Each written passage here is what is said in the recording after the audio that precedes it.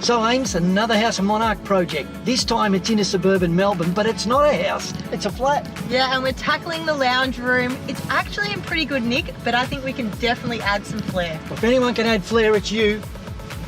Let's go.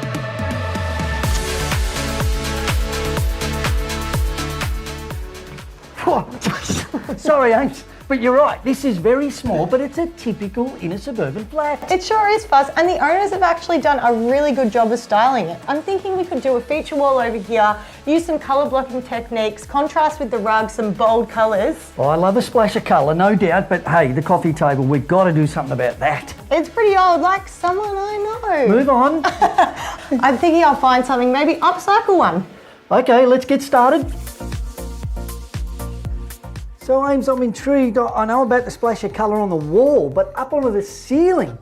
Yeah, Fuzz, I'm thinking we can make it as a 3D effect. So it cascades up the ceiling and it just really brings out that colour. Cascade, flow, I love it. Fuzz, this is great quality tape. Well, two benefits out of that, love, unlike budget stuff. Number one, you're going to get crisp, clean lines, and more importantly, when we peel it off, it doesn't peel off any of that paint underneath. Fuzz, I am loving this colour. It's going to go so well with the rest of the room. Great colour choice from you again, Ames.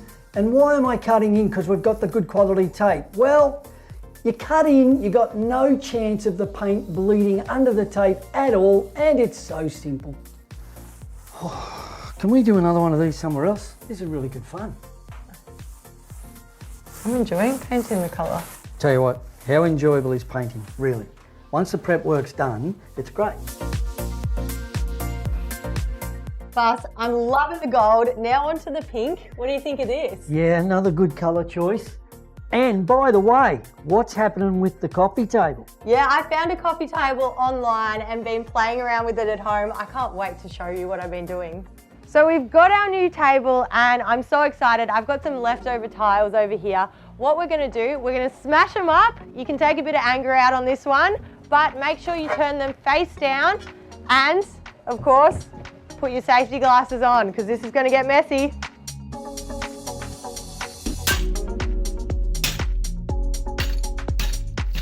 Oh, I actually feel a lot better after that. All right, after we smashed up the tiles, we're just gonna give it a light sand to help the glue stick, and then all we have to do is smash them on.